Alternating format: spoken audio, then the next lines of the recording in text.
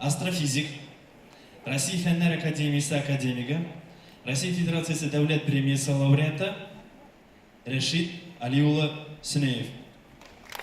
Қоңшалыңыз, сізге сөзді беремін.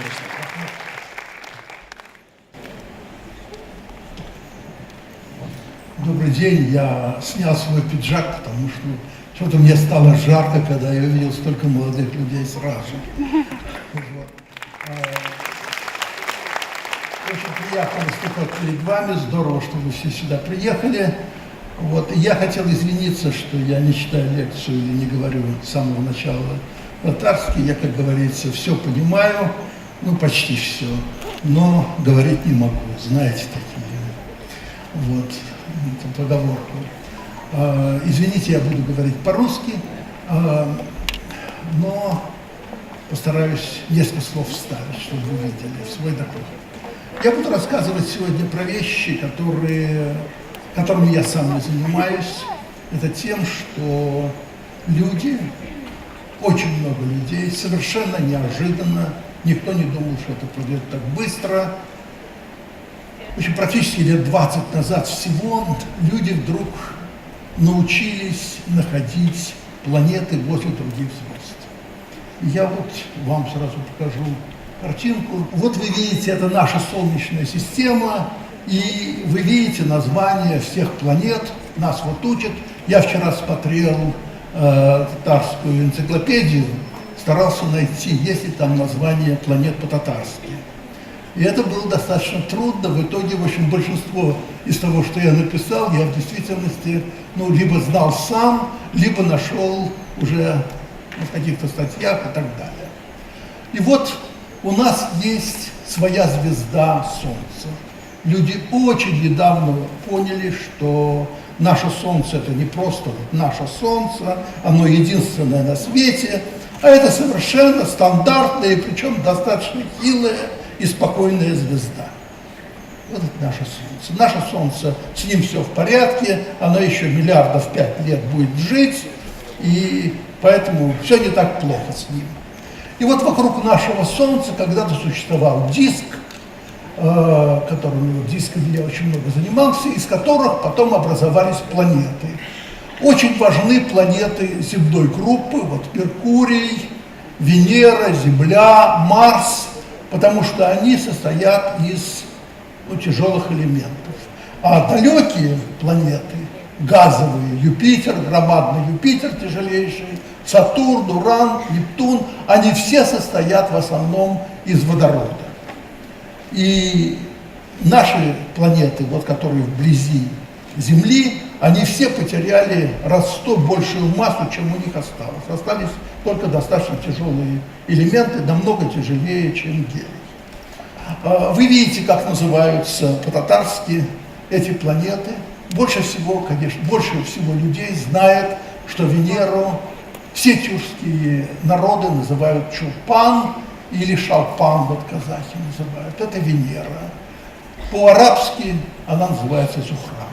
Все абсолютно, потому что планета очень красивая, все ей дают женские имена, или наоборот, девушек называют этим названием. Вот, значит, есть Чулпан, хотя жизнь на Венере очень невеселая. Я вам могу сказать, что когда наши советские космические станции сели на Венеру, то оказалось, что там плавают облака серной кислоты, и, кроме того, давление на поверхности Венеры — это что-то 80 атмосфер, и ни о какой ни жизни, ни о чем особой речи там нет.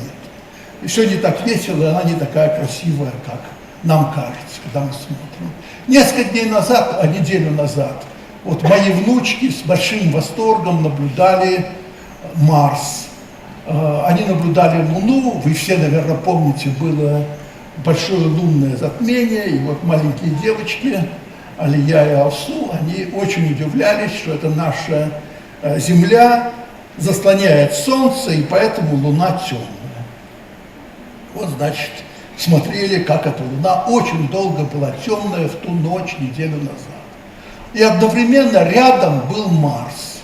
И Марс был красный, потому что сейчас великое противостояние Марса, и Марс находится очень близко он находится, мы, Земля наша, находится как раз, как здесь нарисовано, между Марсом и Солнцем, и поэтому сейчас самое короткое расстояние между Землей и Марсом. И Марс красный-красный при этом. И вот, значит, если вы посмотрите на, вот он очень красный, и вы видите, как наши предки, люди, которые говорили только на нашем языке, они называли эту планету Козелудас. Все, наверное, ну, во всяком случае, знаете об этом, потому что, когда в татарскую энциклопедию заглядываешь, там написано Марс и по-татарски Марс. Но это все пошло от римлян, вы знаете, что Марс был богом войны. Наверное, тоже потому, что он очень красный. Ну, нашел я, как называется, Юпитер, а вот ни Сатурна, ни Урана, ни Нептуна не увидел, потому что, во всяком случае, Уран и Нептун без инструментов увидеть невозможно. Просто вот глазом люди, пастухи, они не могли увидеть. И люди знали очень хорошо небо, потому что они были, ну, пастухами, кочевниками, и в степи, чтобы ориентироваться, обязательно нужно было знать, где и как ну, ориентироваться по небу. Вот что произошло за это время, за последние 20 лет? За эти 20 лет люди стали находить очень большое количество планет возле других звезд. Я уже вам говорил, что наше Солнце – это совершенно ординарная звезда, которых таких звезд в нашей галактике, ну, наверное, миллиардов 50. Гигантское количество звезд. И ясно, что люди догадывались. Прошу прощения, у меня все время слетает микрофон. Вот, значит, люди думали, каким образом это увидеть, но точность инструментов не позволяла это делать. Люди видели только одну вещь. Очень часто, ну, практически каждый год, люди наблюдали, очень изредка люди наблюдали, как Венера проходила по диску Солнца. Вот видите, идет Венера, и при этом вот такая вот, как бы она затеняет Солнце, и видно, как яркость Солнца уменьшается. И американцы в 2009 году запустили спутник под названием Кеплер. Кеплер это был великий немецкий математик, который обработал все данные наблюдений и нашел законы Кеплера, как движутся, которые позволили Ньютону потом ну вот, создать свои законы. Вначале был Кеплер. Вот этот спутник, всего 1 тонна весом, очень маленький спутник, он был запущен в 2009 году в знаменитой лаборатории реактивного движения при Калифорнийском технологическом институте в Пасадине, Калифорния.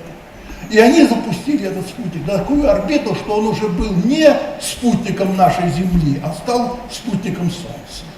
И как спутник Солнца он мог очень долго смотреть в одну точку, наблюдать ее, и одновременно, у него был вот метровый телескоп Шмидта, он мог одновременно следить примерно за 150 тысячами звезд. И смотреть, не моргнет ли какая-нибудь звезда, и не будет ли вот из-за прохождения планеты у нее такое совсем небольшое изменение яркости. Потому что этот телескоп не мог увидеть звезду, ну, разрешить ее, не мог увидеть планету, он мог только увидеть, что ее яркость чуть-чуть упала. А дальше во времени он смотрел за ней и видел, как вот планета проходит, вот она вся, дошла до серединки, что называется, практически, и потом вернулась, и вот вы можете померить, найти, с какой скоростью двигалась планета, и много-много других вещей, найти, какой у нее период, посмотреть на нее еще там через несколько месяцев или через год, и узнать, что за все время своей работы, вот за 7 лет, Кеплер осмотрел только чуть больше, чем 1% неба. Это вот Млечный Путь, наша галактика, и вот зона, которую осмотрел Кеплер, ну, несколько позиций. Он осмотрел в сумме примерно 1,5 миллиона звезд. И вот ему очень повезло, он нашел примерно 5000 кандидатов в планеты, потом люди смотрели другими инструментами и обнаружили, что действительно планеты есть, и эти планеты замечательные. Сейчас подтверждено 1000 планет у других звезд. И эти планеты совершенно другие, чем у нас, и они совершенно не похожи на нашу Солнечную систему. Вот мы изучали свою Солнечную систему и думали, что если где-то будут планеты, они вот будут как Земля или как Юпитер. Первое, что они обнаружили, здесь они увидели горячие Юпитеры. То есть Юпитер – громадная газовая звезда, которая обращается, например, всего за несколько часов вокруг того Солнца, и при этом она разогрета, ее температура там 2 или 1000 градусов. Очень горячая. Наш Юпитер, у него там 80 градусов температуры.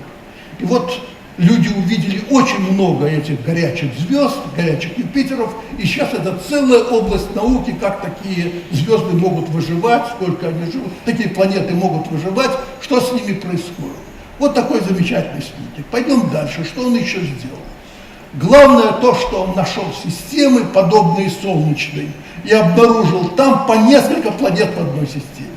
И это лишь 1,5% площади неба и только один спутник. Сейчас одни Соединенные Штаты собираются запустить как минимум 8 спутников для исследования экзопланет. Как всегда, мы планируем смотреть на Луну, она рядом, там можно долететь и так далее, и так далее. А вот такой гигантский прорыв в науке был сделан несколькими лабораториями на Земле.